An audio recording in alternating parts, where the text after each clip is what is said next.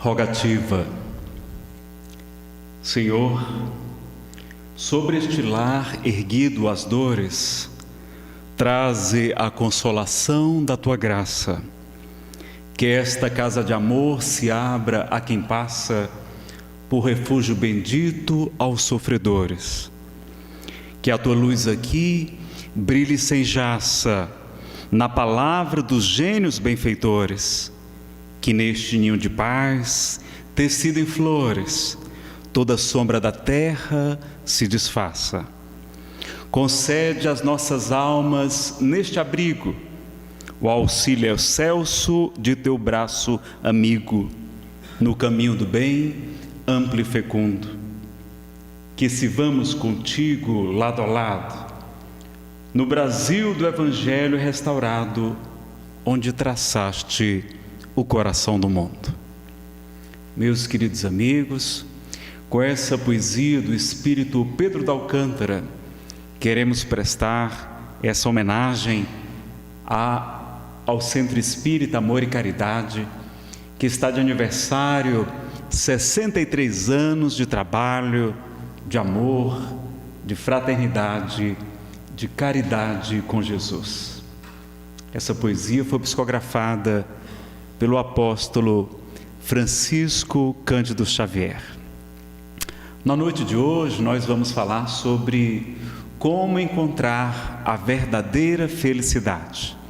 Então vamos pedir a Jesus, que é o mestre e o melhor amigo que todos nós possuímos, para que Ele nos abençoe, nos ilumine, nos ampare e nos ajude a encontrar a verdadeira felicidade que se encontra no amor, na caridade. Na revista Galileu, de cerca de um ano atrás, trouxe uma matéria de capa, Seja Feliz Agora, onde estava o relato de vários pesquisadores sobre o que seja a felicidade e como encontrá-la. Como fazer para sermos mais felizes? E psicólogos, sociólogos, antropólogos fizeram várias pesquisas sobre esse assunto. Uma delas vai chegar à conclusão do pesquisador Matthew Campbell que a felicidade é um estado puramente interior, ou seja, que não depende necessariamente das condições externas. Ele vai defender, por exemplo, que pessoas que querem muito algo, por exemplo, quem é pobre e deseja muito, por exemplo, comprar um carro, depois de alguns meses continua tão triste ou tão feliz como era antes. Aquelas moçoilas, já beirando os 40, loucas para casar, depois que casam-se também, não é que procuravam muito a sua alma gêmea, vamos ver que depois de algum tempo elas descobrem que são, muitas vezes, algemas. E depois que o tempo passa ainda mais, quando já estamos na melhor idade, vamos descobrir que são almas que gemem, mas não necessariamente almas gêmeas. Então também não encontram a felicidade. E até mesmo quem ganha na loteria, quem tira o grande prêmio, depois de alguns meses, o seu nível de felicidade ou de infelicidade retorna ao nível comum.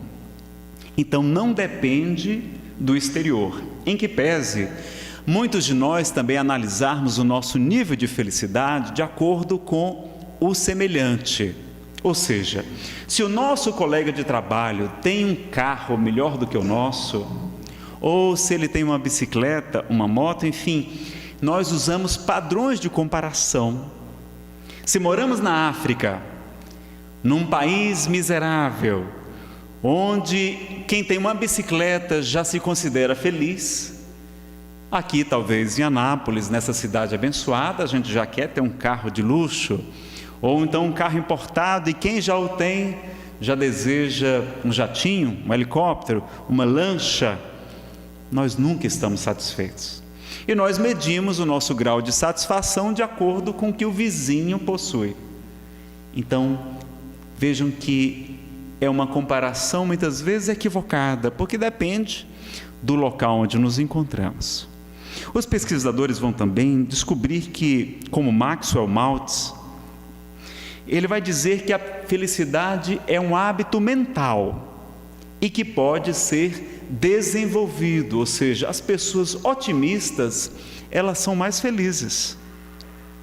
E a pessoa otimista é justamente aquela que tem fé, que tem esperança, e aí lida com os problemas, porque todos teremos problemas. Nós vamos identificar realmente que os otimistas enfrentam os desafios com mais galhardia, com mais coragem. Enfim, eles descobrem então que é um estado de bem-estar geral, de paz íntima, em que as necessidades estão relativamente satisfeitas. Seria um prazer tornado contínuo, porque nós temos o prazer, não é, da sensação, da satisfação dos instintos, e temos também o estado de felicidade, que seria algo mais amplo. Poderíamos falar em estar felizes e falar em sermos felizes, o que é diferente. Quando eu vou normalmente desejar feliz aniversário para alguém, eu digo: olha, muita paz, muito amor, muita saúde, muito trabalho no bem, muitas felicidades. E eu coloco no plural, porque mostrando que a felicidade neste nível evolutivo em que nos encontramos, ela não é um estado permanente. Então Allan Kardec, em O Livro dos Espíritos, vai perguntar nas questões 920 e seguintes, se é possível ao homem encontrar a felicidade absoluta aqui na Terra. E as entidades venerandas respondem que não, porque a existência corpórea é dada ao homem como prova ou como expiação, e que o homem é quase sempre o responsável pela sua felicidade ou pela sua desdita, e que cabe a ele ser tão feliz quanto comporta a sua existência grosseira, ou seja, o quanto seja possível. Então o Espiritismo vai ser muito claro que no mundo ainda atrasado como o nosso, que Allan Kardec classificou como um mundo de expiação e provas, nós não vamos poder encontrar a felicidade absoluta, plena, 100% feliz. Não iremos encontrar. Confirmando o que Jesus de Nazaré, o ser mais perfeito que Deus ofereceu ao mundo para servir de modelo e guia, o Espírito puro por excelência, ele vai nos falar com muita clareza: meu reino não é deste mundo. No mundo tereis aflições, mas tende bom ânimo, eu venci o mundo. Mostrando então que teríamos dificuldades aqui na Terra. Miller, tem como diminuir um pouquinho o volume do som? Está um pouquinho alto. Pode ir. Eu gosto de falar um pouco mais empolgado, e aí vai dar um susto em vocês, né, se eu continuar falando assim. Basta reduzir um pouquinho, acho que ele já está bom. Então, meus amigos, Jesus já nos orienta de que a felicidade não é deste mundo. Nós encontraremos uma felicidade maior à medida que evoluirmos. Está lá no livro O Céu e o Inferno, que a felicidade depende da nossa elevação, da nossa purificação. Então, à medida que vamos evoluindo, vamos encontrando mais felicidades. Ora, se o Espírito mais perfeito que temos notícia vem nos dizer que não encontraremos a felicidade aqui na Terra, Nazareno, de que adianta a sua palestra então? Você está aqui para ensinar como encontrar a felicidade. Jesus falou que teríamos dificuldades. Sim, teríamos dificuldades, mas poderemos encontrar também a felicidade. Mas antes de perguntar como ser feliz, nós temos que investigar quem somos nós, de onde viemos, para onde vamos, por que sofremos. E o Espiritismo vai nos dizer que nós somos os mesmos espíritos que reencarnamos outrora, em vidas anteriores. E quando analisamos a história, vamos verificar que ela está permeada de tragédias, que nós aprontamos tudo de errado, mesmo quando admiramos os grandes reis, os grandes impérios, nós não percebemos muitas vezes que eles foram conquistados ao preço de sangue, de lágrimas, de muito suor.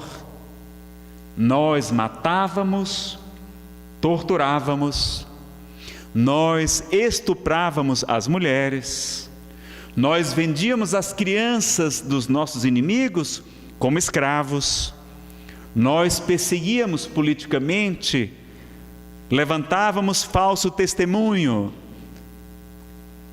lançávamos na fogueira, na Inquisição, promovemos cruzadas. Somos espíritos, então, muito comprometidos diante da lei de amor, de justiça e de caridade de que nos fala o Livro dos Espíritos. Ora, se somos os mesmos espíritos de ontem, apenas não compreendemos como é que a nossa vida ainda pode ser tão boa. Nós nem sequer acreditamos porque ainda encontramos muitos motivos de felicidade aqui na terra. O Senhor da vida não nos castiga, Deus não pune, Deus ama.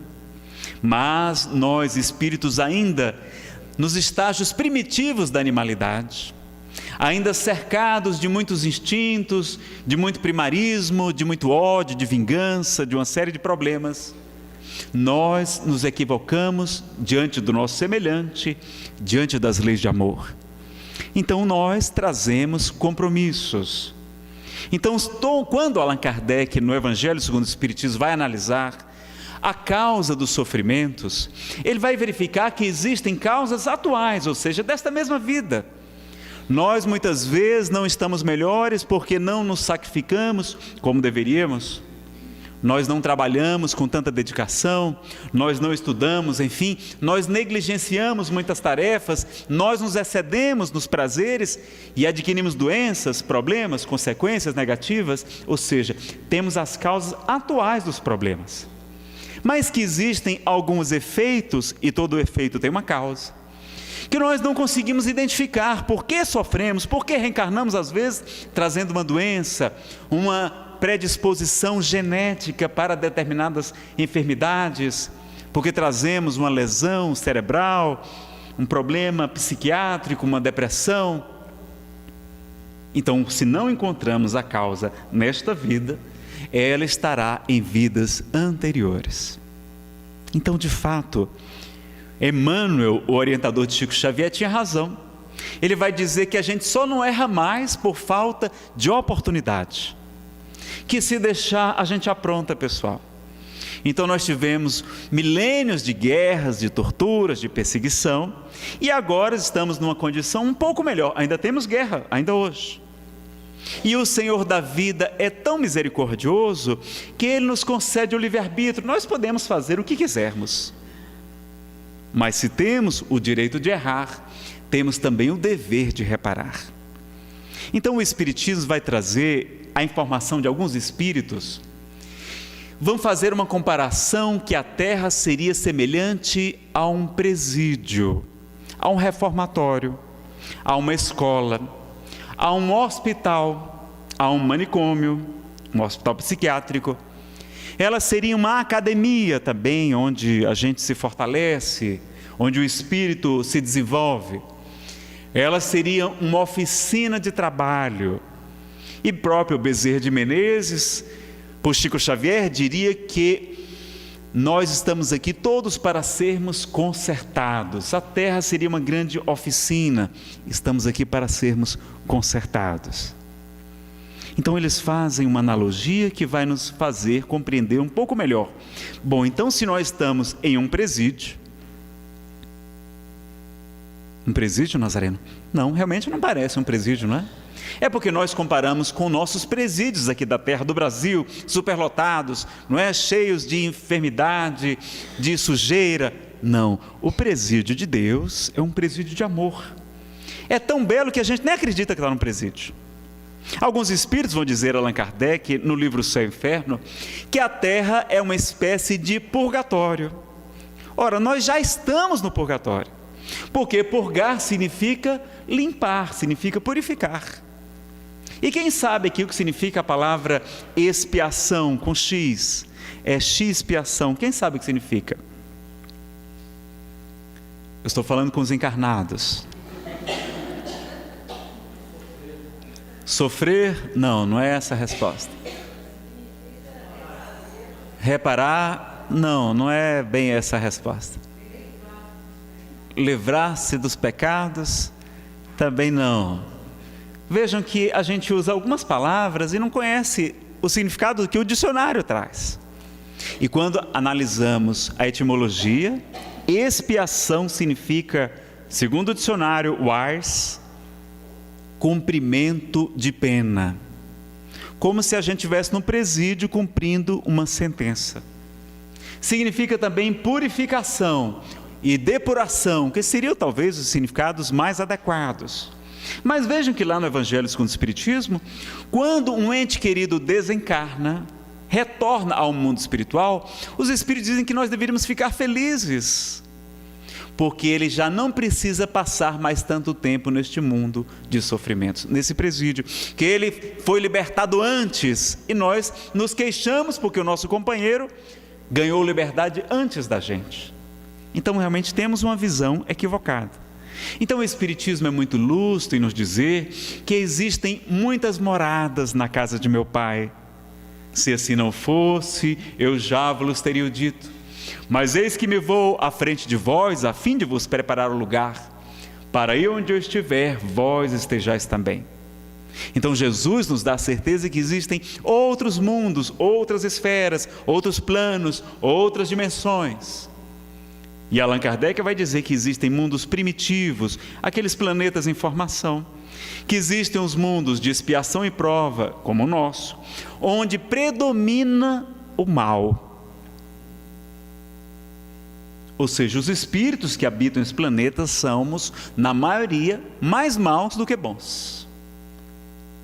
Que existe o próximo passo, um momento transitório rápido que os espíritos chamam de mundo de regeneração, onde os espíritos aurem forças, descansam da luta e ali antevêem as alegrias que os esperam nos mundos felizes, o próximo passo. E por fim, os mundos celestiais ou divinos, habitação dos espíritos puros. Então vejam que é um processo gradativo. Então o Espiritismo primeiro vai dizer, olha, vocês se encontram neste segundo pior tipo de mundo. O mundo de expiação e provas, ou seja, é um mundo de purificação, é um mundo que já é um purgatório, e é um mundo também de provas, ou seja, é um mundo de testes, de avaliações. A gente, neste estágio evolutivo, estamos passando por um processo em que existem espíritos maus juntos dos bons, reencarnados aqui na Terra. E Allan Kardec pergunta, por que Deus permite isso? Os bons junto dos maus. E os espíritos superiores respondem que por uma dupla missão. Para os maus é útil porque eles aprendem com o exemplo dos bons.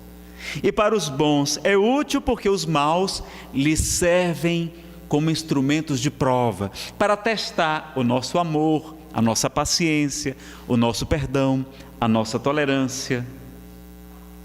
Ou seja, para nos ajudar a nos desenvolver. Então, aqueles que nós chamamos obsessores, os espíritos que nos prejudicam, que nos perseguem, porque nós lhes prejudicamos no passado. Então, do mesmo modo que Deus respeita o meu livre-arbítrio, Ele respeita também o livre-arbítrio daquele espírito a quem eu prejudiquei.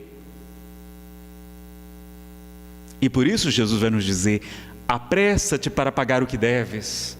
Reconcilie-te com teu adversário enquanto estás a caminho com ele, para que ele não te leve ao juiz, o juiz te entregue ao ministro da justiça. Este te coloque na prisão, porque eu vos digo em verdade que dali não saireis, até que tenhais pago o último centavo. Então Jesus compara também a existência terrena como uma prisão, e que pagaríamos até o último ceitil das nossas dívidas. Vejam que coisa curiosa. Então o Espiritismo vai trazer uma luz diferente, vai ser uma filosofia revolucionária, porque vai trazer realmente a realidade, vai nos livrar dessas ilusões, porque muitos dizem, o importante é ser feliz, mas muitas vezes estamos sendo felizes de maneira egoísta, estamos sendo felizes à custa dos outros. Estamos atropelando, roubando, corrompendo, como se a única vida fosse essa, e não é a única vida. Aliás, a verdadeira vida é a vida espiritual. Então o próprio Cristo nos disse que no final dos tempos viriam muitos falsos cristos e falsos profetas, mas que nós não acreditássemos. Viriam dizendo que o reino de Deus está aqui, que o reino de Deus está ali, mas que nós não acreditássemos. Então há algumas pessoas prometendo curas, soluções mágicas, técnica X, tratamento Y, não é? Doutrina da prosperidade, como algumas igrejas têm prometido, algumas pessoas incautas, dizendo: olha, se você der R$10 para a igreja, Deus vai lhe dar 20. Se você vender o seu carro e der para a igreja, Deus lhe dará 10 carros. E há pessoas sendo enganadas neste fato. Jesus nunca prometeu isso. Eles prometem curas, prometem resolver todos os problemas, prometem transformar o seu marido, sua esposa, sua sogra, imagina, até a sogra, eles dão jeito. Ou a nora também, tem umas noras complicadas, não é? Então, uma doutrina que não está embasada no Evangelho de Jesus. Vejam que ele disse: aquele que quiser vir após mim, tome a sua cruz, não é? Ou seja, tome a sua expiação, os seus compromissos, o seu chefe de trabalho, o seu colega incompreensivo, a sua sogra, o seu sogro, o seu marido, o seu filho ingrato, a sua doença, tome a sua cruz, renuncie-se a si mesmo, ou seja, esqueça um pouquinho de você, vem e segue-me. Ele não disse: me dê a sua cruz que eu vou carregar para você, não foi? Ele não disse isso. E Chico Xavier dizia que Jesus é o bom pastor, e é verdade. Mas qual é o conceito do bom pastor? É aquele que faça a mão nas ovelhas? Não, o bom pastor é aquele que conduz o rebanho em segurança. Então o bom pastor, ele tem que ter um cajado, né? Uma vara para puxar a ovelha que é teimosa. E ele tem também um cachorro feroz, que lança no encalço daquela ovelha que ameaça desgarrar-se e cair no desfiladeiro. Então Jesus é o bom pastor, mas ainda precisamos da amiga dor, do sofrimento aqui na terra, que sendo como um cachorro, vem nos conduzir aos dentes de volta para o caminho correto. Então, meus amigos, eu dou palestras sobre terapia de regressão a vidas passadas, à luz da doutrina espírita. Eu dou palestras sobre autoconhecimento e iluminação interior. E muitas pessoas vêm para o seminário achando que eu vou resolver todos os seus problemas. E não é isso que nós falamos. São técnicas que podemos utilizar, como existem também essas terapias, esses tratamentos, que são chamados alternativos, que deveriam ser chamados complementares, porque eles não substituem o tratamento médico.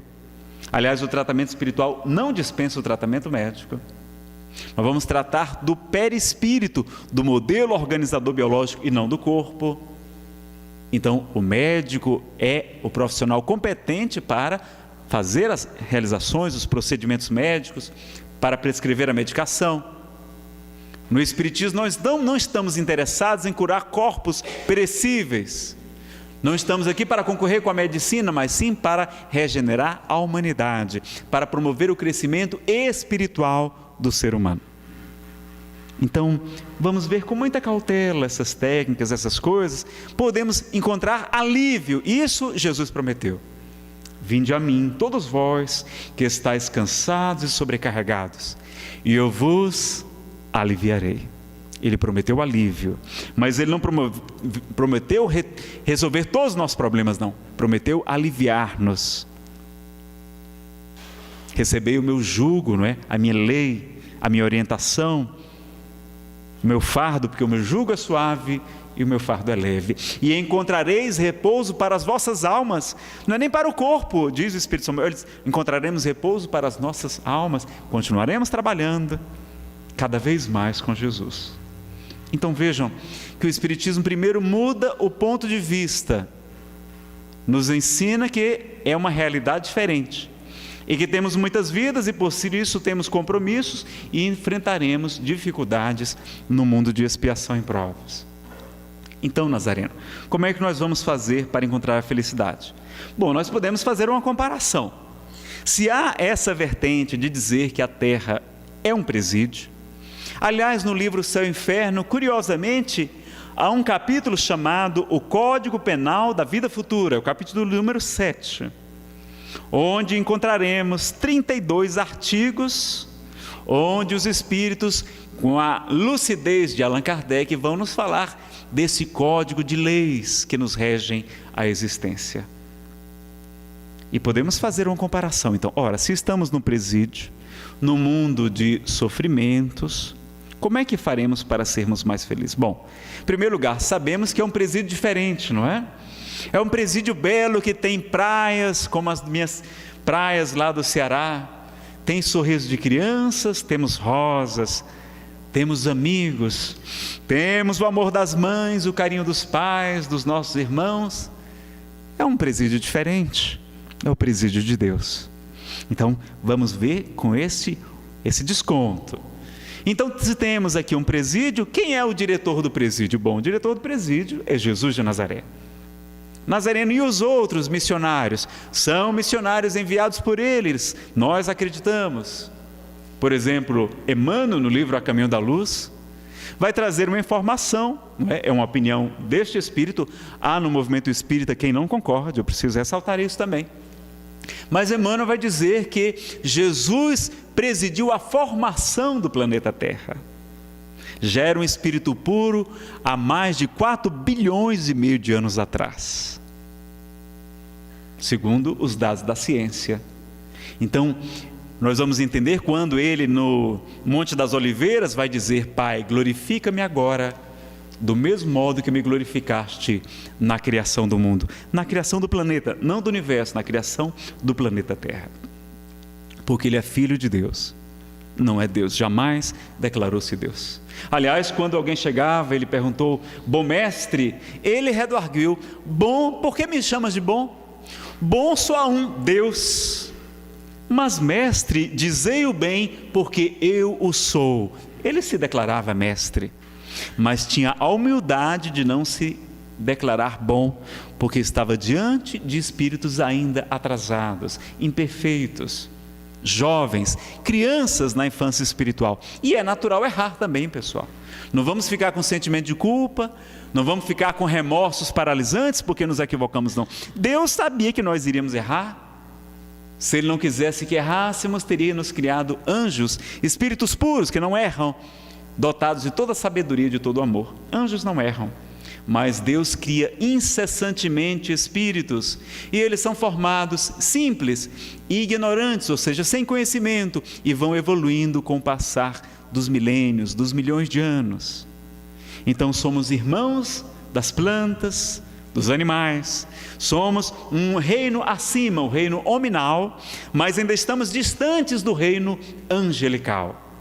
Então estamos aqui chumbados ao solo, presos em uma prisão que se chamamos corpo. O corpo físico é uma prisão, porque o nosso espírito não fica livre para alçar as alturas, para visitar os locais que bem entendo, não. Estamos presos ao solo. No momento do sono físico, pode acontecer a emancipação da alma, onde podemos travar contato com os nossos entes queridos, que nos aguardam no mundo espiritual. Mas, regra geral, estamos aqui, não é, presos em um planeta, em uma oficina onde teremos dificuldades. Bom, o diretor é Jesus Nazareno. E nós temos um advogado? Temos um advogado, claro. A doutrina espírita vem confirmar a crença católica dos anjos guardiões, dos anjos da guarda, que são os nossos mentores, são os nossos espíritos guia, que jamais nos abandonam. Então temos um advogado particular, que está sempre disponível a nos ajudar. E o direito de petição é constitucionalmente assegurado, ou seja, nós podemos fazer preces, fazer pedidos. E estamos em prova, estamos numa sala de aula, é verdade, numa escola. Mas nós temos o direito de fazer consulta aos universitários, né? Nós podemos escutar os universitários, que são os bons espíritos que irão nos inspirar sempre no bom caminho. podemos também consultar as cartas. As cartas que nós temos são o Evangelho de Jesus, que é a carta de amor do Filho mais excelente de Deus para a humanidade. Então nós estamos fazendo uma prova, mas estamos fazendo prova com o gabarito do lado, pessoal. Nós espíritas temos mais responsabilidade, porque nós já conhecemos o Evangelho, já conhecemos a doutrina espírita que vem confirmar as palavras do Evangelho, explicar em detalhes, para que não haja a menor dúvida. E nós estamos fazendo a prova e está aqui, com o gabarito do lado. Quando tiver a pergunta, é para perdoar o maridão? O que é que o Evangelho diz? Perdoar 70 vezes 7 vezes. Então, dá para tirar 10 na prova, não dá? Dá para tirar 10.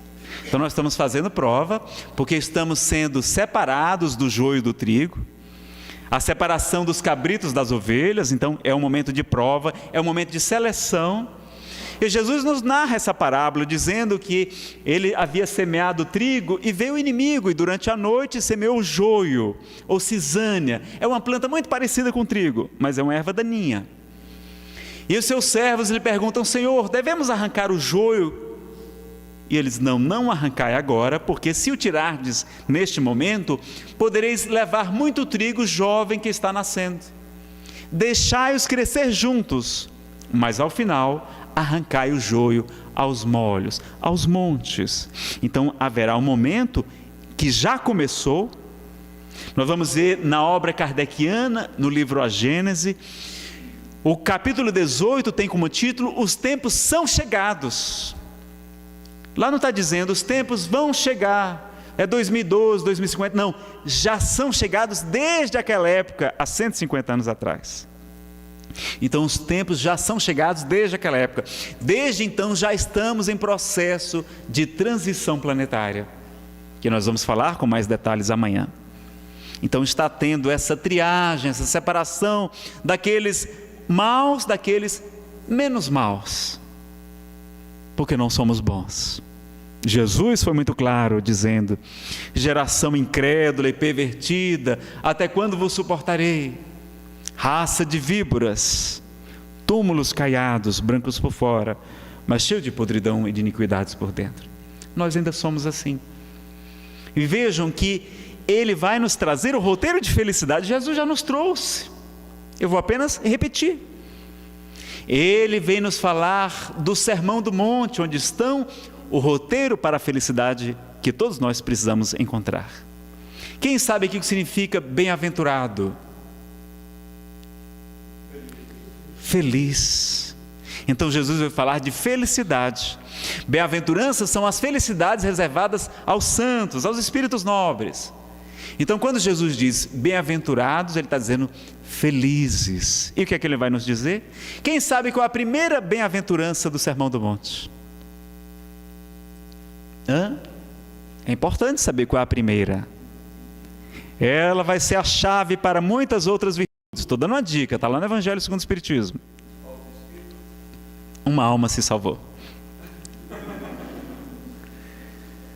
Bem-aventurados os pobres de espírito, os pobres de orgulho, os humildes, porque deles é o reino dos céus. Então é a primeira bem-aventurança e não é por acaso. Então Jesus está nos convidando à humildade. A humildade do Nazareno é andar todo esfarrapado? Não, isso não é humildade, isso é desleixo. Alberto Almeida, que esteve com vocês há pouco tempo, ele é médico e é psicoterapeuta. Ele diz que quando alguém chega no seu consultório com a roupa toda amarrotada, com o cabelo desgrenhado, com descuido, ele nota que a pessoa não está bem, porque vestir-se adequadamente é o sinal de equilíbrio, de bom senso. E Allan Kardec era o bom senso encarnado. Então vestir-se adequadamente não tem nada de errado. Allan Kardec vestia-se adequadamente. Bezerra de Menezes também se apresentava como a sua profissão de vereador, de deputado-geral, de médico, impunha. Eurípides Barçanufo, sempre de terno de casemira, sapatos bem polidos, e as moças doidas querendo casar com ele, mas ele casou com a doutrina espírita. Chico Xavier sempre de paletó, de gravata, sim, doados muitas vezes, emprestados, mas sempre se vestia adequadamente. Então, o reino de Deus não vem com aparência exterior. Humildade é a gente não ser o dono da verdade, Não querer ser melhor do que os outros, evitar essa supervalorização de si mesmos. É reconhecermos que estamos espíritos imperfeitos, não somos, estamos imperfeitos, que temos um passado de muitos compromissos espirituais e que temos muito o que fazer aqui na terra. Isto é humildade. Mas a gente confunde a humildade com a covardia. A gente deixa as pessoas fazerem tudo errado e a gente fica calado. A gente baixa a cabeça. Isso não é humildade, isso é covardia, isso é conivência com o mal. Ou então alguém vem elogiar Nazareno: adorei a sua palestra, gostei, achei bacana. Aí eu digo: não, minha irmã, que é isso? Eu não mereço não, isso foi uma desgraça. Mas no fundo, achando que arrasei, né? Não, isso não é humildade, isso é hipocrisia. Ora, se a gente fez algo que bacana, o elogio serve de estímulo ao trabalho. Agora é com a consciência que a gente sabe que não deve se envaidecer. Mas eu identifiquei isso em mim. Uma psicóloga me disse certa vez: Neno, você sabe o que você dá palestra? Eu disse: não, por que é? Porque você tem problema de autoestima. E aí você precisa dos aplausos das pessoas para sentir melhor. Você tem problema, você tem... E aí eu fui identificar que era sentimento de culpa inconsciente de vidas passadas. Então, queria agradar a todos, queria ser bonzinho. E pessoas que servem muito, que querem ser boazinhas, muitas vezes podem estar trazendo sentimento de culpa, às vezes, de vidas anteriores. Então a vaidade, não é? A gente ter a vaidade também, querer agradar. A vaidade é querer agradar a todos. Nem Jesus conseguiu, não é? Mas eu pensava: bom, o nome Nazareno pelo menos já tenho, talvez eu consiga, não é? A gente nem se pode comparar com aquela estrela de primeira grandeza que é Jesus de Nazaré, meus amigos. Mas muitos palestrantes temos vaidade. E foi bom, porque se não tivesse vaidade, vocês acham que a gente tinha coragem de vir aqui na frente da palestra? Se submeter à crítica, ao opróbrio, não é? Às calúnias, aos ataques que a gente recebe também? É claro, muitos de nós gostamos de agradar os outros. Então a gente precisa apenas identificar, ter autoconhecimento e evitar que a vaidade nos conduza à ilusão, à peçonha, né, da ilusão da vaidade. Mas ter essa consciência que muitas vezes é o time que Deus tem para jogar, e aí eles vêm lá, um é perneta, o outro está de cadeira de rodas, o outro não enxerga bem, o outro só tem um olho, mas é o time que Jesus tem para jogar. Então o Nazareno, rapaz, é todo atrapalhadinho aquele rapaz. Mas ele é vaidoso, ele vai gostar de falar em público, talvez ele dê um bom palestrante. Aí então bota ele para dar palestra, pelo menos vamos aproveitar a vaidade para o trabalho no bem, não é? Então Deus vai se utilizando até das nossas imperfeições para promover o progresso. Mas é importante ter consciência disso e não sofrer com o perfeccionismo, que é algo que vai nos atrapalhar muito a felicidade. E eu sofro disso. Faço as palestras, né? Gravo, filmo, gravo no áudio, e quando termina a palestra, às vezes eu fico triste, porque não ficou tão boa como eu gostaria que ficasse. Às vezes o som não está tão bom, não é? Às vezes a gente não tem tanto tempo para falar, e aí eu fico lá me martirizando. Por quê? Porque é perfeccionismo, e o perfeccionismo é fruto do orgulho, que é o pai de muitos vícios e também a fonte de muitos males, a negação de muitas virtudes. Então precisamos identificar o orgulho e começar a trabalhar para sermos mais felizes. Então Jesus inaugura o Sermão do Monte falando da humildade, falando que é a chave. O Evangelho nos fala que é a chave para muitas virtudes, a humildade. Então quando a gente reconhece que tem muito que aprender, só sei que nada sei, como ensinava Sócrates, a gente se abre. Humildade vem, humus, vem da palavra do solo fértil, que está pronto para receber a semente, está aberto a novos conhecimentos, não está cristalizado, né, num único entendimento, não é dono exclusivo da verdade. Então Jesus vem nos falar da humildade, vem falar mais. Felizes os que sofrem, os que choram, porque serão consolados. Então ele vai dizer que aqui na terra, quem está sofrendo é feliz. Nazareno, mas isso é masoquismo? Não, isso não é masoquismo. O Espiritismo não é uma doutrina de acomodação, mas é uma doutrina de resignação dinâmica, ativa, o que é diferente. Então quando o espírita sofre, o espírita não gosta de sofrer não, viu pessoal? Mas quando a gente sofre com gosto. A gente sofre assim: que bom que eu estou acertando meu passado de erros. Como Peixotinho, o maior médium de materializações do Brasil, Ele curava centenas de pessoas, milhares foram curados graças aos espíritos que se utilizavam dos seus fluidos de efeitos físicos. Mas ele mesmo trazia uma asma que o levou à desencarnação com apenas 61 anos de idade. Quando tinha suas crises terríveis, ficava roxo, sem ar, usando a bomba dispneica, e a sua família orando, porque não tinha mais nada para fazer, e ele quase desencarnando. Quando terminava, muitas vezes flagraram Peixotinho de joelhos, orando de braços abertos e dizendo: bendita asma que me liberta. Porque ele sabia que tinha aquele compromisso. Curou milhares de asmáticos, mas ele próprio não podia se curar, porque era a sua expiação. Alguns afirmam que ele teria sido um corsário, um pirata, e que houvera assassinado muitos seus inimigos pela asfixia, e por isso ele trazia o compromisso, a expiação da asma. E ele agradecia pelo sofrimento. A gente não, a gente se revolta, não é? A gente é muito melhor do que os grandes missionários de Jesus, que todos sofreram, inclusive o próprio mestre. O diretor do presídio veio para o presídio e disse: olha, aqui pessoal, tem que sofrer mesmo, mas tem que sofrer com resignação, com bom ânimo, porque eu venci o mundo. E vai nos traçar o roteiro para sairmos, para conquistarmos a liberdade da penitenciária. E ele vai nos trazer o roteiro da felicidade. Então ele vai dizer: olha, quem está aqui na penitenciária e está pagando suas contas é feliz. Então ele falou da lei de causa e efeito: quem com ferro fere, com ferro será ferido. Embainha tua espada, Pedro, porque quem fizer perecer pela espada perecerá. Mostrando que existe uma lei de causa e efeito, que Allan Kardec jamais usou a palavra karma na codificação. Ele sempre falou de lei de causa e efeito, mostrando também que o nosso karma é dinâmico, ou seja, que o bem que nós fazemos modifica a nossa programação kármica. Então, como diz Emmanuel, o bem que fizeres aqui na terra é teu advogado em qualquer parte. Então, nosso karma é dinâmico, porque está lá na epístola de Pedro: a caridade cobre a multidão de pecados. Como o próprio Cristo nos disse: porque muito amou, seus pecados foram perdoados. Então, é o amor. O convite do Espiritismo não é para o sofrimento, não. O convite do Espiritismo é para o trabalho no bem, que ali é a nossa redenção, que ali é a nossa felicidade. É através da caridade. E quem sabe como sair do presídio? Como é que se encontra a chave para sair do presídio chamado terra, chamado mundo de expiação e provas?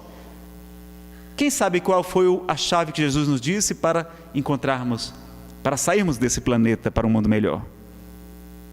Ele falou, não é? Que no final dos tempos, o Filho do Homem retornará em toda a sua glória, em todo o seu esplendor. Passará à esquerda os cabritos e à direita as ovelhas, e nos pediu uma única coisa que todos os senhores já sabem e já podem fazer. Qual foi o único critério que Jesus nos falou para saber quem vai continuar reencarnando aqui na terra, este mundo que vai se tornar cada vez melhor, um mundo de regeneração? Daqueles outros que emigrarão para outros mundos atrasados, onde haverá choro e ranger de dentes. Qual foi a única coisa que Jesus nos pediu? Caridade. Tive fome e tu me deste de comer. Tive sede e tu me deste de beber. Estava nu e tu me vestiste. Estive preso ou enfermo e tu foste me visitar. Estava peregrino e tu me hospedaste. Ele pediu tão somente caridade, meus amigos. E está lá no Evangelho segundo o Espiritismo: de que precisa o espírito para ser salvo? Na visão espírita. E vai nos trazer justamente a parábola do bom samaritano. E vai fazer da caridade a máxima do Espiritismo. É a coisa mais importante do Espiritismo, é a caridade. É a sua bandeira, é a sua essência, é a caridade. E os Espíritos vão acrescentar, dizer que caridade, como a entendia Jesus, na questão 886 do Livro dos Espíritos, é também a caridade moral, ou seja, é a benevolência, é tratar todos bem. Como nosso Pai que faz nascer o sol sobre bons e maus, e chover sobre justos e injustos, para que sejamos chamados filhos do Altíssimo, nós devemos amar e tratar todos bem. Segunda coisa, e indulgência para com as imperfeições alheias, dar um desconto para as imperfeições dos nossos irmãos, porque nós também precisamos de descontos. Bem-aventurados os misericordiosos, porque eles próprios obterão misericórdia. E a terceira coisa, o perdão das ofensas. Então existe a caridade material e existe a caridade moral. Então, para fugir dessa prisão, o roteiro chama-se caridade. Não precisa virar espírita, nem católico, nem evangélico, nem budista, pode até ser ateu, mas tem que ser bom. Tem que combater o egoísmo, que é o principal vício, é o vício mais radical, ou seja, que está mais enraizado em nossos corações. Nos ensina a questão 913 do Livro dos Espíritos.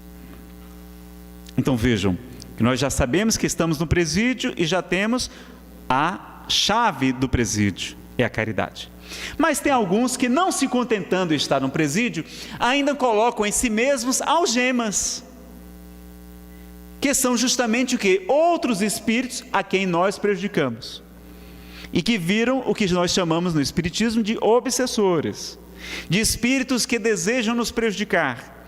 Então a gente até na hora, já até está pronto para sair do presídio, já cumpriu a pena, mas nós, por vontade própria, montamos uma algema em outra pessoa que não nos perdoa e nos mantém presos lá na prisão.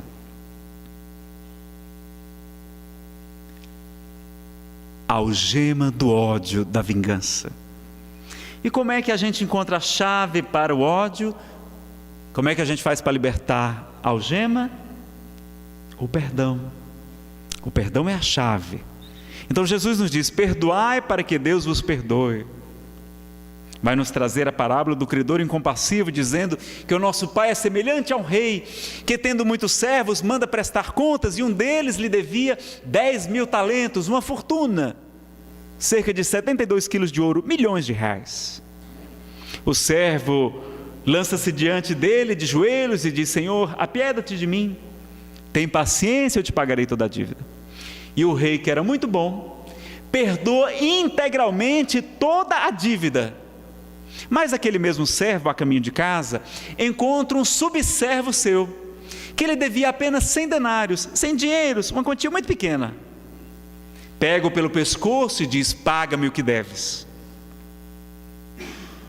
E o seu subservo, do mesmo modo que ele houvera feito, lança-se-lhe aos pés, de joelho, e diz: Senhor, tende paciência, eu te pagarei toda a dívida. Mas ele manda-o trancá-lo na prisão, a ele e a sua família, até que fosse paga toda a dívida. Os outros servos, vendo o que acontecera, vão contar ao grande rei, que manda chamar aquele servo e diz: servo mau, eu te perdoei de uma dívida tão grande, porque não foste tu, por tua vez, capaz de perdoar o teu irmão, que te devia tão pouco. E manda-o lançá-lo na prisão e entregá-lo aos torturadores.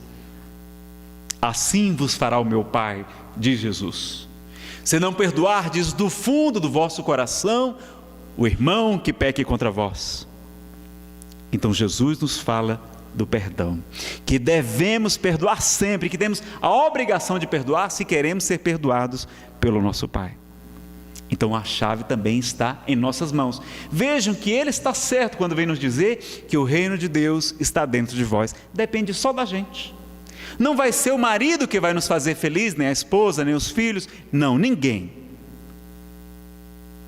Aliás, nós somos quem deixamos os outros nos magoarem, por conta do nosso orgulho, da nossa fragilidade, da nossa imaturidade psicológica. Mas a nossa felicidade não está nas mãos de alguém, não, está somente em nossas mãos. Então o Espiritismo nos convida também para essa responsabilidade. Não ficar se declarando vítima do pai, da família, do marido, do irmão, do filho, não. Nós não somos vítimas. Se temos alguma relação com aquela pessoa complicada, é um compromisso. Não é por acaso que nós renascemos naquele lar. São pessoas muitas vezes a quem prejudicamos em outras vidas. São filhos que muitas vezes fizemos perderem-se por uma educação negligente, porque não sabíamos dizer sim, sim, não, não, porque tudo que ultrapassa dali provém do mal, como ensinava Jesus. Vamos ver compromissos reparações, reconciliações.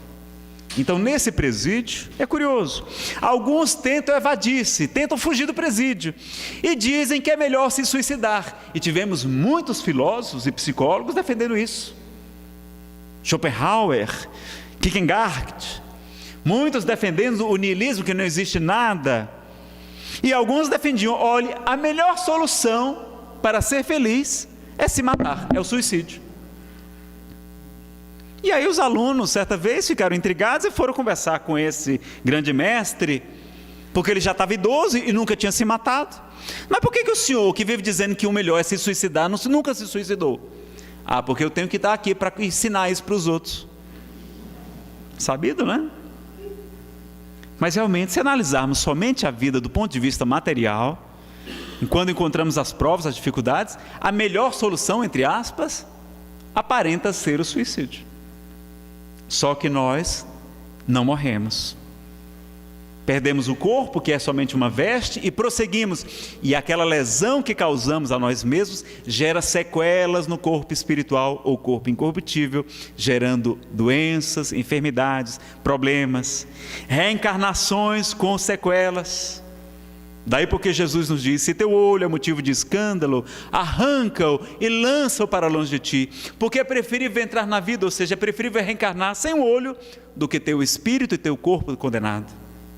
Se tua mão é motivo de escândalo, arranca e lança para longe de ti, porque é preferível entrar na vida, ou seja, reencarnar sem a mão, do que ter o teu espírito e teu corpo condenados eternamente. Então nós reencarnamos com as sequelas daquilo que nós mesmos fizemos ao nosso próprio corpo, seja pelos excessos da alimentação, do alcoolismo, do tabagismo, das drogas. E alguns vão tentar buscar a felicidade nos vícios, nas paixões, e não compreendem que ali se tratam de grilhões, de correntes que vão nos prender à terra, ao presídio, dificultando a nossa libertação. E por isso, os nossos irmãos budistas, nós falamos aqui, Jesus é um espírito muito antigo, ele enviou diversos missionários para a terra, como Buda, Confúcio, Krishna e tantos outros, em diversas religiões, doutrinas, filosofias, na ciência, na literatura, na religião. E Buda veio nos ensinar que as duas maiores causas de sofrimento são a ignorância, ou seja, o desconhecimento das leis que regem o universo, e o apego. Nós ficarmos apegados, termos medo de perder as coisas, o apego é também uma causa de sofrimento. Então vejam que nós temos que trabalhar o desapego. Como Jesus, aliás, viveu a sua vida mostrando e vivenciando o desapego ao máximo, tudo ele renunciou. Dinheiro, fama, glória, amigos, família, filhos, carro, roupas, dinheiro, e até a sua mãe, no momento da cruz, ele oferece ao discípulo amado: filho, eis aí tua mãe, mãe, eis aí teu filho. E entrega a sua vida, o bem mais precioso que temos, em holocausto por amor à humanidade, porque é necessário que a semente caia no solo e morra, para que ela possa produzir muito fruto. Então Jesus vai nos ensinar o desapego também, vai nos trazer o esclarecimento, que vai nos libertar então deste presídio, desta prisão, que aliás está se transformando em quase um paraíso e um mundo feliz. Então aqueles que estamos buscando a felicidade, temos que atentar para isso. Bom, estamos então numa academia. Nazaré, nesses obsessores, o que é que eles são? Ora, eles são os nossos personal trainers. Vocês sabem o que é personal trainer? É aquele profissional de educação física, que a gente paga caro, não é caro, é justo o valor e tem da recompensa muito benefício, que a gente paga para ele acordar a gente 6 horas da manhã. Acorda, preguiçoso. Para tirar a gente da cama, fazer a gente correr e malhar feito um condenado, e depois comer uma folha de alface e um filezinho de peito de frango ou de peixe, não é? E a gente vai emagrecer. Vai sofrer, mas um personal trainer é uma coisa boa ou é uma coisa ruim? É uma coisa ótima, não é? A gente vai ter melhor saúde, melhor autoestima, vamos ficar mais saudáveis e vamos ficar ainda mais magros. Olha que maravilha!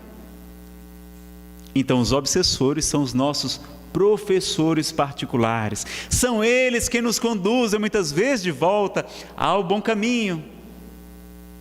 Quem são os maiores divulgadores do Espiritismo? Os obsessores. Quantos aqui de vocês vieram pela dor? Levantem a mão, por favor. Aliás, quem não veio pela dor, levante a mão. A gente conta nos dedos de duas mãos, né? Aqui no salão, quem não veio pela dor. Então, quantos de nós precisamos da amiga dor, daquele cachorro para nos trazer? E muitas vezes aquele obsessor está sendo um instrumento. Então Deus só permite o mal, porque sabe que dali vai nascer um bem maior. E Chico Xavier dizia que o mal, na verdade, é um bem, que a gente apenas não reconhece a princípio, mas tudo é bem para nós. Então o importante não é tentar ser feliz agora, mas é compreender, ver com os olhos de ver, os ouvidos de ouvir, que Jesus nos falava, e compreender que tudo que nos acontece é para o nosso bem, porque Deus é perfeito, soberanamente justo e bom, misericordioso, imutável, único. E Ele, se nós estamos numa prisão, meus amigos, é porque nós precisamos deste reformatório. Mas é uma prisão maravilhosa. É uma prisão escola. Se for para mim, eu não posso atender. Então é uma prisão escola. Então nós temos um advogado, e ainda vem um advogado geral. No Evangelho de João, Jesus de Nazaré anuncia à humanidade: se me amais, guardai os meus mandamentos. E eu rogarei ao Pai para que Ele vos envie um outro Consolador, o Espírito da Verdade, o Paracleto. Paracleto significa advogado, o Consolador. Mas para ao lado, cleto, aquele que ajuda. Paracleto é advogado, é a melhor tradução. O advogado, que o mundo não conhece porque não pode perceber, mas que vós o conhecereis, e Ele estará convosco para sempre. Então Jesus nos fala que havia muitas coisas que Ele gostaria de nos dizer, mas que nós não compreenderíamos, mas que o Espírito da Verdade, o Consolador, nos faria lembrar tudo que Ele nos houver ensinado e nos ensinaria muito mais. Então a doutrina espírita se adequa perfeitamente ao conceito do Consolador prometido por Jesus. Mas quem é que precisa de advogado? É quem tem culpa no cartório, não é? Então a gente tem um advogado, sim, mas temos os nossos compromissos. Então, ter essa humildade, que temos um passado de erros, que Jesus nos concede a vida, esquecendo o passado para o nosso próprio bem, para que a gente não fique preso no remorso, como há muitos espíritos sofrendo no mundo espiritual. Lá no livro Céu e Inferno, temos a informação de que o espírito é 1000 vezes mais impressionável e que o seu sofrimento pode ser muito maior do que o que experimentamos aqui na Terra. Então, por exemplo, quando o ente querido desencarna, nós temos que nos desapegar. Podemos chorar sim de saudade, mas sem rebeldia, porque quando sofremos, eles percebem o nosso pensamento e sofrem demasiadamente também. E eles vêm se comunicar, dizer que nós paremos de chorar, porque eles estão agora num novo estágio, numa nova vida, precisam se desapegar das antigas lembranças e prosseguir adiante. Mas nós muitas vezes os prendemos aqui na terra, quando eles já estão liberados da prisão.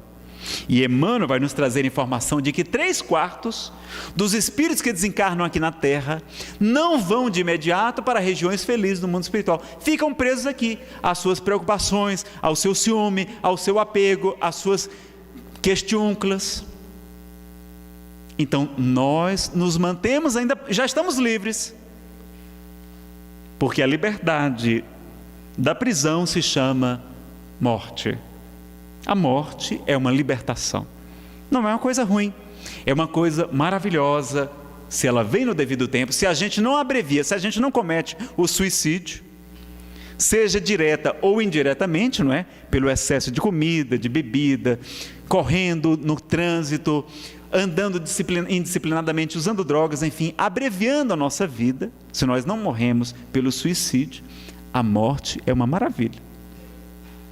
Nazareno, eu quero ser feliz, mas eu morro de medo de ir para o umbral. Vocês têm medo de ir para o umbral, pessoal? Não tenho medo de ir para o umbral, não. Um palestrante amigo, ele disse certa vez que a gente não deve ter medo.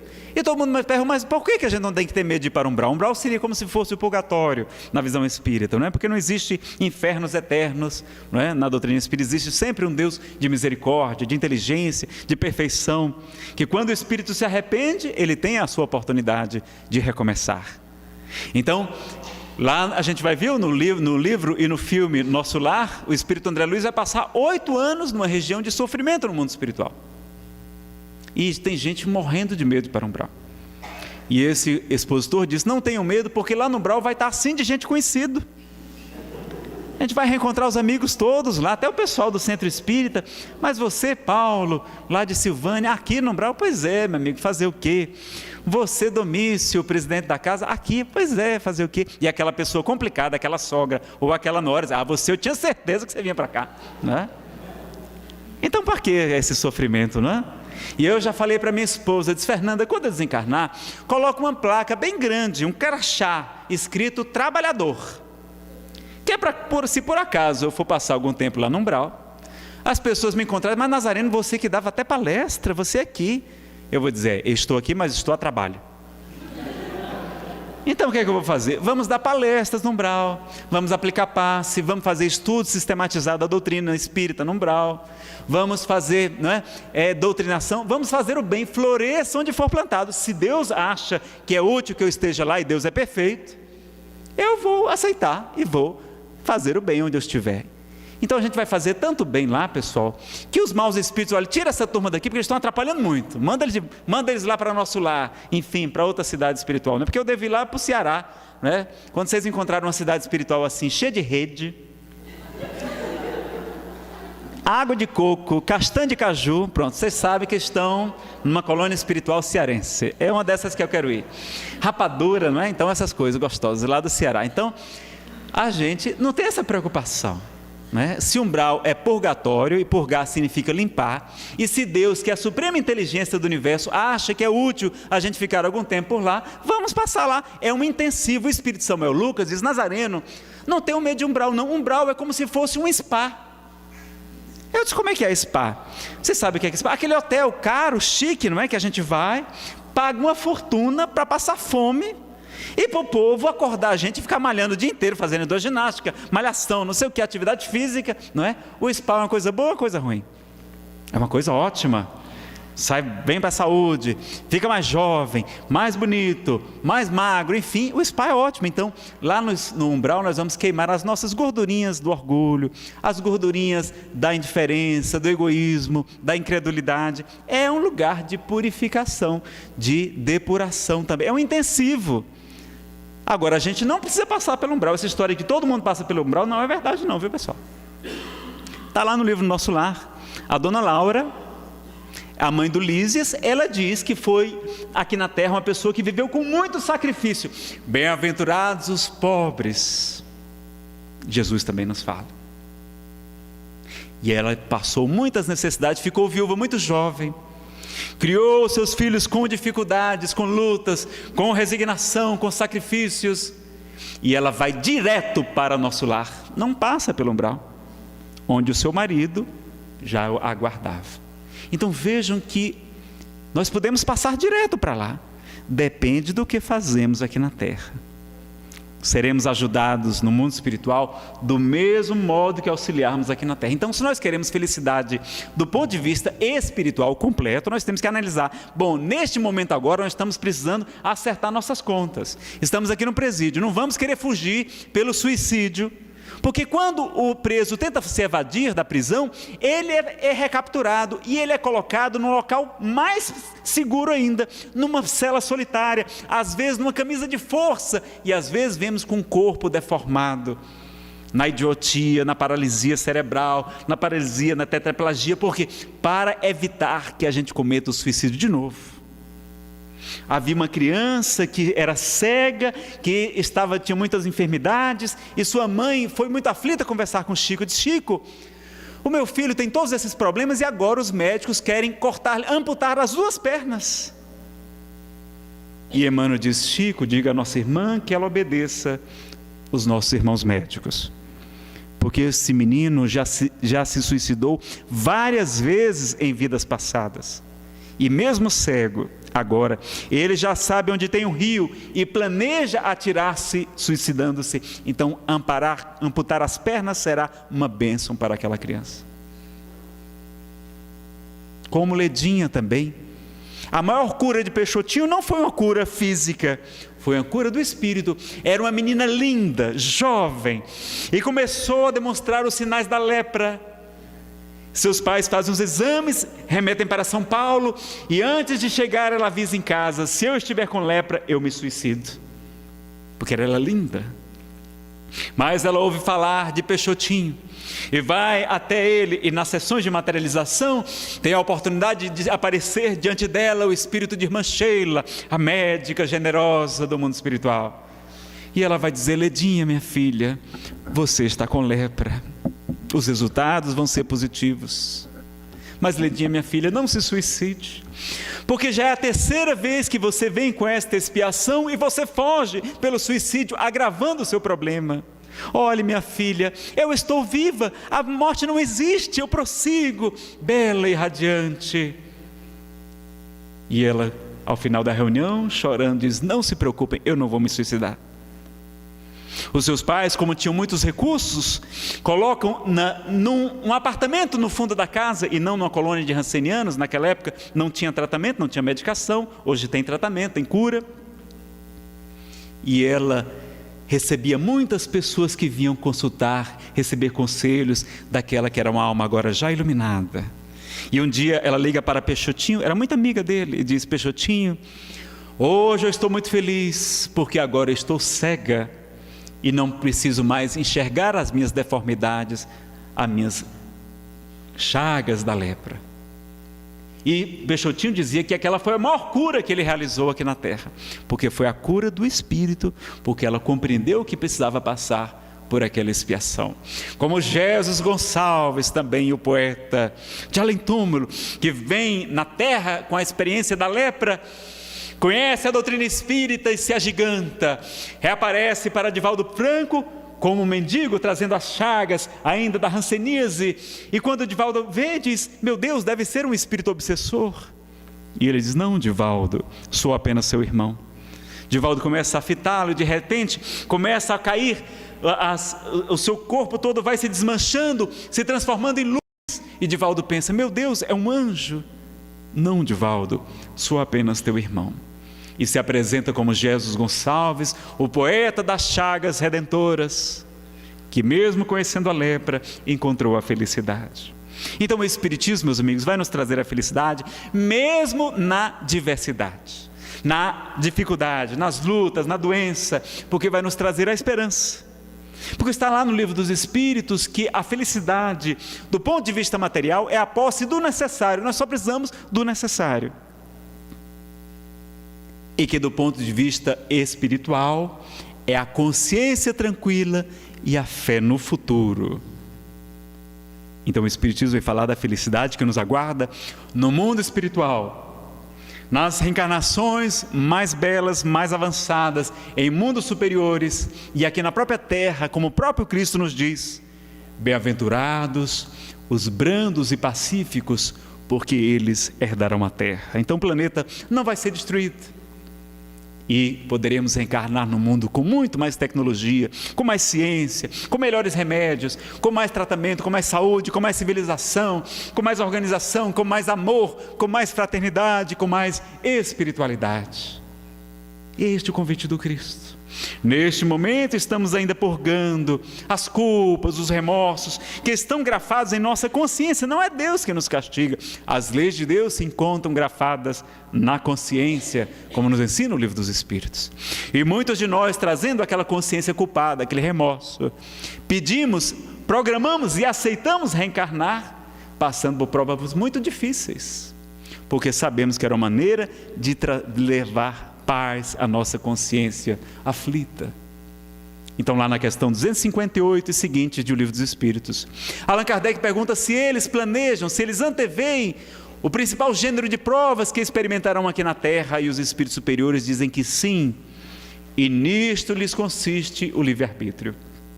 Ou seja, lá no mundo espiritual, com a consciência mais ampliada, diante dos sofrimentos, dos compromissos, quando nada que estava oculto assim permanecerá, tudo é revelado no mundo espiritual. Nós apresentamos as nossas imperfeições, as nossas chagas, no nosso perispírito, os nossos pensamentos são fotografados, são plasmados, não há como escondê-los. E querendo ir para habitações mais felizes, nós aceitamos reencarnar na terra, que segundo Lísias é como se viéssemos aqui para lavar a roupa suja, para retornarmos de maneira muito mais bela para o mundo espiritual. Mas muitos agravam, sujam ainda mais a sua roupa, em vez de se aperfeiçoarem. Então estamos aqui sim num processo de purgação, de melhoria, de aprendizado, de lutas, porque é nas quedas que o rio ganha forças. Então a felicidade para o espírita é a da consciência tranquila. Então nesse presídio temos também aqueles que vêm com planos mirabolantes de fuga, dizendo que a solução está aqui, que está ali, que façam isso, façam aquilo, mas nós não acreditemos, porque a lei é perfeita e magnânima e Deus jamais se equivoca. E devemos ajudar aqueles outros que estamos aqui, porque quando não ajudamos, nós incorremos no outro crime, no crime de omissão de socorro.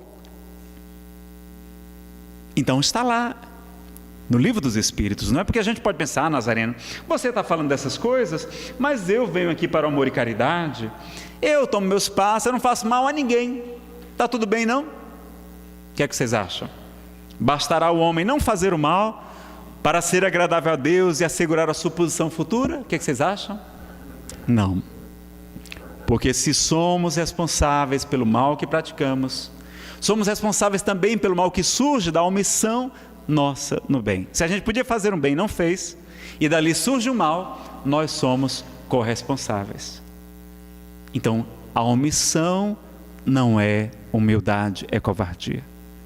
Nazareno, nós estamos vendo então, e o livro dos Espíritos, o livro do Céu e Inferno vai dizer que a felicidade é uma característica da perfeição, da depuração do Espírito, não é verdade? É.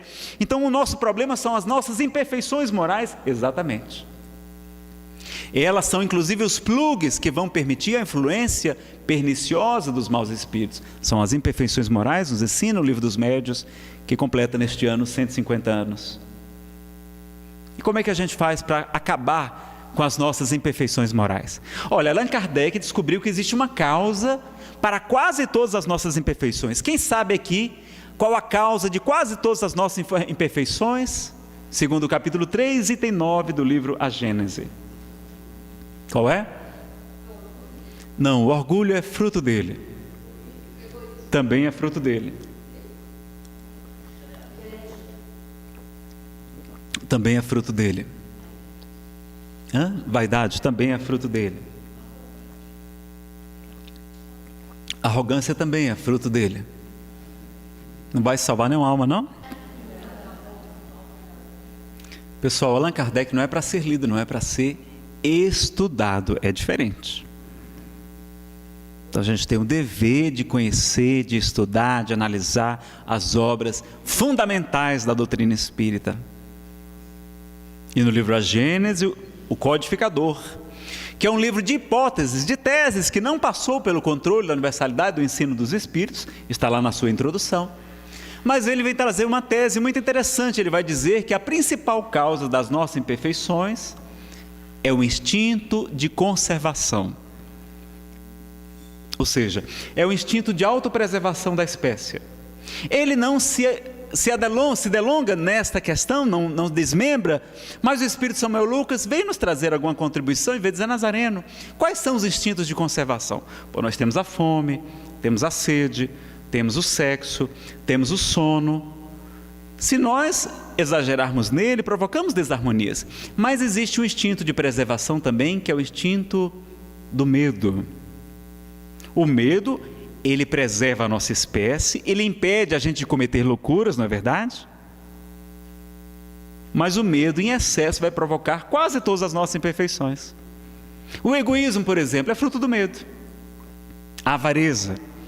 Porque nós já tivemos encarnações anteriores e passamos períodos de fome, de secas, né? Imagine eu lá do Ceará, já deve ter passado por várias secas, né? Invernos prolongados, períodos de guerra. Então a gente acumula bens, riquezas, tesouros, recursos para não passar por necessidades, porque temos medo de passar por dificuldades e desenvolvemos o egoísmo, a avareza.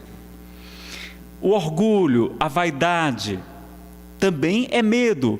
O medo da rejeição é o segundo maior medo da psicologia, depois da morte, é o medo de sermos rejeitados, de não sermos amados. Então, nós queremos ser os donos da verdade, queremos estar certos, porque não queremos ser criticados, morremos de medo das críticas.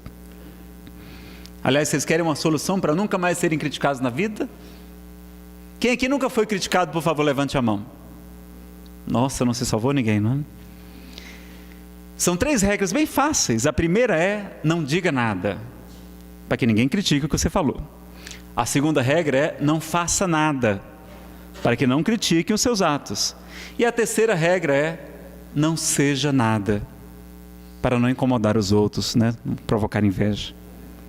Eu falei isso numa casa espírita e o rapaz na primeira fila assim levantou o braço triste e disse: Nazareno, nem assim vão deixar de criticar a gente. Eu disse: mas por quê? Porque vão dizer que a gente é vagabundo, que a gente não faz nada. Então não tem como escapar das críticas mesmo. Nem Jesus, não é? O ser mais perfeito conseguiu escapar delas. Então vejam que a gente tem muito medo, e aí por isso desenvolvemos a vaidade intelectual, o orgulho, não é? A supervalorização de si mesmos. Vamos ver também a cobiça, a ganância, o materialismo. Por quê? Porque nós queremos agradar nossos pais. Nós queremos ser bem-sucedidos financeiramente, porque eles acham que isso é felicidade. E aí nós vamos roubar, corromper, furtar, fraudar para conquistarmos o dinheiro e sofremos quando não conseguimos. Então vamos ver a cobiça por causa do medo da rejeição. A inveja que vocês falaram também, aquela atriz, aquela top model, não é? Aquela estrela de cinema que ela tem cabelos maravilhosos, olhos claros, um sorriso encantador, um corpo escultural, jovem, bela, rica, talentosa, todos a amam, todos desejam um autógrafo da grande estrela. Ela é uma ameaça para a nossa autoestima, porque ela é muito bonita. Ela nos faz, né, ficar com medo de não sermos amados. E aí o que a gente faz? Desenvolve a inveja. E aí usamos uma outra arma, que é a maledicência, e vamos usar: olha, está vendo, você sabe a fulana, olha, pois tem esse e aquele defeito. Olha, o Edivaldo tem esse defeito e aquele. Por quê? Porque fazendo-os diminuir, aparentemente a gente cresce. Então, o medo provocando a inveja. O ciúme é provocado por quê? A gente tem ciúme não é porque ama o parceiro, não é porque a gente tem medo de perder aquela pessoa, porque a gente tem problema de autoestima. Não é amor. Ansiedade. Alguém aqui tem gastrite, esofagite ou alguma dessas ites da vida? O que é ansiedade? Medo do futuro, não é? E esquecemos que Jesus nos disse que não se vendem 2 passarinhos por um asse. Pois eu vos digo em verdade que nenhum deles cai por terra sem a permissão do vosso Pai que está nos céus. Eu vos digo em verdade que até os cabelos de vossa cabeça estão todos contados. No meu caso está até mais fácil de contar, não é? Então existe uma programação. Tudo que nos acontece é para o nosso bem, até aquilo que a gente acha que é o mal. Existe uma programação, então nada de medo, de ansiedade. O que é, por exemplo, a covardia? É medo, não é? A omissão no bem é medo. A gente não coloca a cara a tapa porque a gente não quer ser criticado, não quer ser diferente, não quer ousar, não quer desafiar o poder dominante. Está lá na questão 932 do Livro dos Espíritos. Allan Kardec pergunta: mas por que tão comumente no mundo os maus é que predominam? E os espíritos superiores respondem: pela fraqueza dos bons. Os bons são tímidos. Os maus, ao contrário, são audaciosos e intrigantes, mas quando os bons quiserem, eles preponderarão. Então é timidez. O que é timidez? Medo de críticas. O tímido é medroso. A fraude. O médium, por exemplo, que produz fraudes, ele é até verdadeiramente portador de faculdades paranormais, mas se começa a utilizar mal a sua mediunidade, ela pode ser suspensa ou ter perdida Está lá no livro dos Médiuns. Mas como ele tem problema de autoestima e precisa dos aplausos, precisa do prestígio, dos cargos, dos elogios, o que é que ele faz? Ele agora continua fraudando o fenômeno. E depois é desmascarado e alguém vai dizer: está vendo esse negócio de espiritismo? Tudo é charlatão. Por causa de um mau médium, nós generalizamos, não é? Então veja o medo por trás de tantas coisas, tantos problemas, da crueldade. Crianças que matam às vezes de maneira cruel, por quê? Porque estão morrendo de medo, querem ficar famosas por sua crueldade, para que ninguém venha desafiá-las. Mas quando cometem os crimes estão tremendo e por isso usam álcool, usam as drogas. É o medo, não é? Nós usamos então o medo produz egoísmo, produz orgulho, que é o pai de muitos outros vícios, e aí nós vamos ter uma série de questões. E está lá no livro Nosso Lar. Quando a Segunda Grande Guerra Mundial é anunciada, os espíritos dizem a André Luiz: André, agora nós precisamos estudar sobre o terror. Nós precisamos compreender tudo sobre o medo. E um dia a humanidade vai ver a importância desse estudo. Nós precisamos estudar sobre o medo. Nazareno, eu já estou com síndrome do pânico, de tanto você falar do medo aí. Como é que a gente faz para combater o medo, pessoal? Qual o melhor remédio contra o medo? Não, a fé. A fé é o melhor tratamento para o medo. E fé inabalável é somente aquela que pode encarar a razão face a face em todas as épocas da humanidade. Então a fé robusta está lá no Evangelho segundo o Espiritismo. A fé é a mãe de muitas virtudes. E ali a gente vai se melhorando. Então, com a fé, a gente vai ser mais caridoso, menos ciumento, menos invejoso, menos maledicente, menos covarde, menos conivente com o mal, e assim por diante, com a fé. E fé, segundo Haroldo Dutra Dias, na tradição judaica, não é tão somente crer, nem é somente confiança, mas é entrega a Deus. O Senhor é meu pastor e nada me faltará. Então é se entregar a Deus. Nazareno, e como é que a gente faz para fortalecer a fé? Para ter realmente uma fé robusta? O conhecimento que o Paulo falou. Conhecereis a verdade vos libertará, nos disse Jesus. Então, conhecimento das leis que regem o universo. Com o autoconhecimento, que é o meio prático mais eficaz de o homem melhorar-se nesta vida e de resistir aos maus arrastamentos, nós vamos ter muito mais fé e, portanto, muito mais felicidade. Porque faremos mais caridade, confiaremos na providência divina e utilizaremos todos os nossos recursos em favor dos nossos semelhantes, encontrando, enfim, a verdadeira felicidade. Então, meus amigos, Casimiro Cunha vem nos convidar, nesta primeira parte, nós vamos fazer um intervalozinho de 10 minutos para tomar uma água e depois vamos responder as perguntas que os senhores quiserem formular. Teremos mais 10 ou 15 minutinhos de palestra e vamos, então, ver a poesia que do livro Parnaso de Além Túmulo, Castro Alves vem trazer à humanidade. Falar que a morte não existe, que só existe vida e vida em abundância. E ele vem trazer a poesia, Marchemos à Morte. Há mistérios peregrinos, no mistério dos destinos, que nos mandam renascer. Da luz do Criador nascemos, múltiplas vidas vivemos, para a mesma luz volver. Buscamos na humanidade as verdades da verdade, sedentos de paz e de amor. E em meio dos mortos-vivos, somos míseros cativos da iniquidade e da dor. É a luta eterna e bendita, em que o espírito se agita na trama da evolução. Oficina, onde a alma presa forja a luz, forja a grandeza da sublime perfeição. É a gota d'água caindo no arbusto que vai subindo, pleno de seiva e verdor.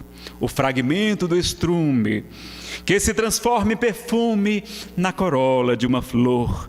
A flor que terna, expirando, cai ao solo fecundando o chão duro que produz, deixando um aroma leve na aragem que passa breve nas madrugadas de luz. É a rija bigorna, o malho, pelas fainas do trabalho, a enxada fazendo pão. o escopro dos escultores, transformando a pedra em flores, em carraras de eleição. É a dor que, através dos anos, dos algozes, dos tiranos, anjos puríssimos faz, transmutando os neros rudes em arautos de virtudes, em mensageiros de paz. Tudo evolui, tudo sonha, na imortal ânsia risonha do mais subir, mais galgar. A vida é luz, é esplendor, Deus somente é seu amor, o universo é o seu altar. Na terra, às vezes se acendem radiosos faróis que esplendem dentro das trevas mortais. Suas rútilas passagens deixam fulgores, imagens em reflexos perenais. É o sofrimento do Cristo, portentoso jamais visto no sacrifício da cruz, sintetizando a piedade e cujo amor à verdade nenhuma pena traduz. É Sócrates e a cicuta, é César trazendo a luta, tirânico e lutador. É Celine com sua arte, ou o sabre de Bonaparte, o grande conquistador. É Anchieta amando, a ensinar, catequizando o selvagem menos feliz. É a lição da humildade, da extremosa caridade, do pobrezinho de Assis. Ó, bendito quem ensina, quem luta, quem ilumina, quem o bem e a luz semeia. Nas fainas do evolutir, terá a aventura que anseia, nas sendas do progredir. Uma excelsa voz ressoa, no universo inteiro ecoa, para a frente caminhai. O amor é a luz que se alcança, tende fé, tende esperança, para o infinito marchai. Que Castro Alves, meus amigos, com essas palavras, e que Jesus, com seu amor, nos conduza às paragens da verdadeira e única felicidade. Muita paz, muito obrigado.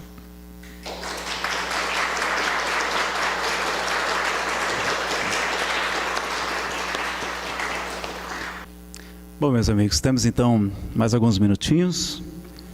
Nós recebemos aqui algumas perguntas e temos, como prometido, vamos dar o roteiro que André Luiz e Emmanuel, em algumas obras, falam de como encontrar a verdadeira felicidade.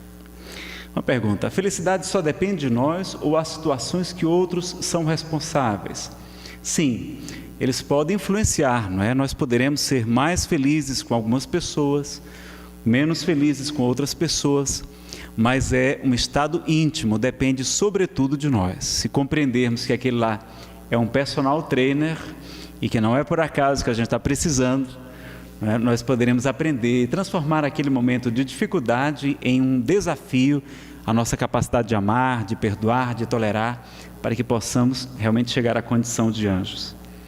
Você falou da questão do perdão das ofensas recebidas ou praticadas, mas como realizar o auto-perdão como fonte também de felicidade?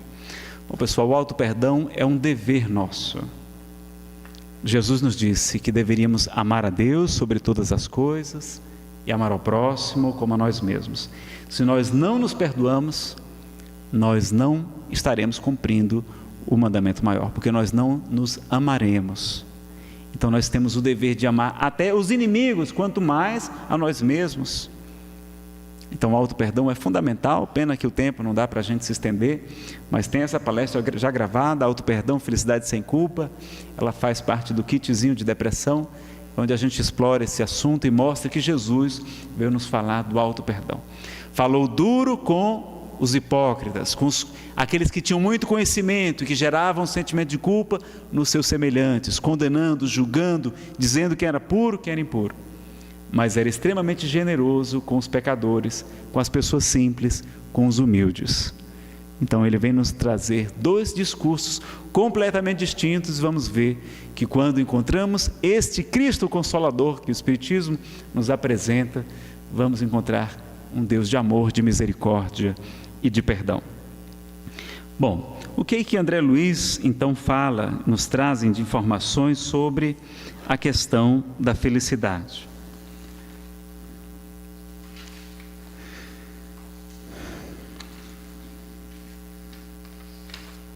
Bom, no Livro dos Espíritos, na questão 115, Nós temos a informação de que a felicidade eterna e pura é para aqueles que alcançam a perfeição, né? No Código Penal da Vida Futura, vamos ver que a felicidade completa prende-se à perfeição, isto é, à purificação do espírito. Emmanuel vai dizer que o primeiro passo para encontrar a felicidade é o entendimento das leis que regem o universo. Está no livro Inspiração. Nós vamos encontrar também André Luiz, na obra Sinal Verde e na Era do Espírito, alguns conselhos para encontrar a felicidade.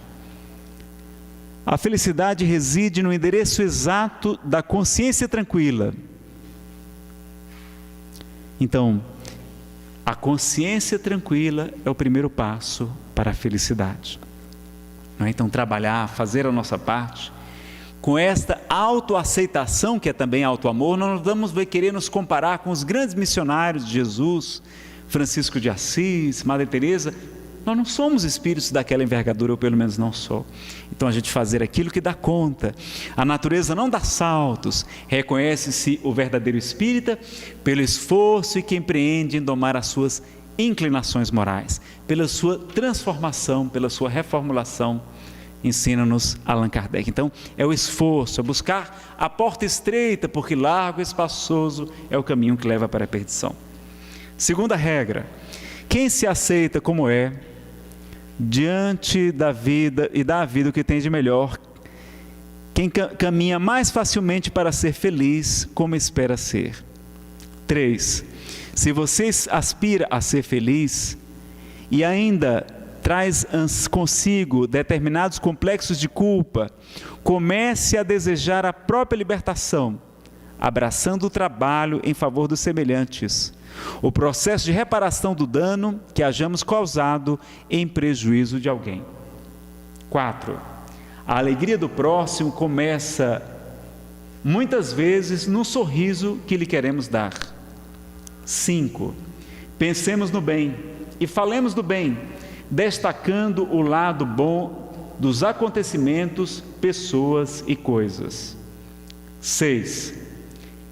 Evitemos discussões, o diálogo, na essência, é o intercâmbio. 7.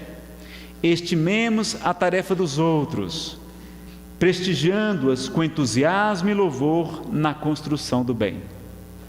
Temos a orientação do príncipe Siddhartha Gautama de que é impossível sermos completamente felizes na Terra enquanto houver alguém sofrendo em nosso planeta. E Emmanuel, no livro Passos da Vida e Inspiração, vem trazer algumas regras também. Primeiro, ele evoca o conhecimento que Jesus nos trouxe: a felicidade está dentro de nós, ou seja, o reino de Deus se encontra conosco. Segundo, a felicidade está na razão do progresso realizado. Terceiro, a felicidade não está no que sonhas, não é? No carro, na mulher linda, nos tesouros, na Mega Sena, não. E sim no que fazes, e sobretudo na maneira como fazes. Então o que é que a gente está fazendo e por que motivos? Será que a gente está fazendo caridade com medo de ir para o umbral? Ou está fazendo caridade para ganhar bônus hora? Ou está fazendo caridade para provar que o espiritismo é a religião supostamente melhor do que as outras? Então vamos investigar o porquê estamos fazendo. Então não está no que sonhamos, mas no que fazemos e como fazemos e por que fazemos. 4. A felicidade colhida nasce e cresce na felicidade que se semeia. 5. Não existe felicidade sem amor. E não existe amor sem responsabilidade fora das leis de Deus. 6. A felicidade verdadeira é sempre aquela que conseguimos criar para a felicidade do próximo. 7. Somente a felicidade que se divide é aquela que realmente se multiplica para ser a nossa alegria e luz, aqui e além, hoje e sempre. Nazareno, o que você acha de dizer a verdade para um membro da família? Precisamos muitas vezes dizer a verdade, não é? Claro que com amor. Jesus nos convida, se o teu irmão está em erro, chama-o em particular, e se ele te ouvir, terás ganho teu irmão. Se ele não te ouvir, leva o pequeno grupo, a diretoria, para conversar com ele. Se ainda assim ele persistir no erro, declara para toda a igreja, para toda a assembleia, não é? Ou seja, evite até que ele cometa novos compromissos diante da lei de Deus. Mais uma vez, Chico Xavier foi visitado em Uberaba, e um palestrante foi ter com ele e disse: Chico, você tem que dizer a verdade. Chico, estão falando calúnias, mentiras a seu respeito. Chico, a verdade deve ser dita, doa em quem doer. E Chico, todo caladinho, encolhidinho, não disse uma única palavra. Ele jamais se defendeu.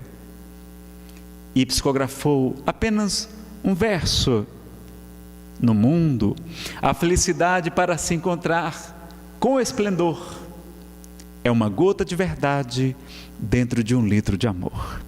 Eu vou repetir. No mundo, a fórmula para se encontrar a felicidade com esplendor é uma gota de verdade dentro de 1 litro de amor. Então, se a gente ensinar a verdade com amor, com o exemplo, porque as palavras podem até convencer, mas é o exemplo que arrebata as multidões, ensinava o Sol de Assis, nós estaremos a caminho de ajudar os nossos semelhantes. Meus amigos, então, para nós encerrarmos, vamos colocar um vídeo para matarmos a saudade daquele que é o caminho, a verdade, a vida. Aquele que há 2000 anos vem nos convidando para o amor, para a felicidade. Está lá no Evangelho segundo o Espiritismo: sede alegres, sede felizes, vivei como os homens do vosso tempo vivem. Não coloqueis cinzas, silícios, não é? Não nos mascaremos com a tristeza, não. Sejamos espontâneos, alegres, naturais.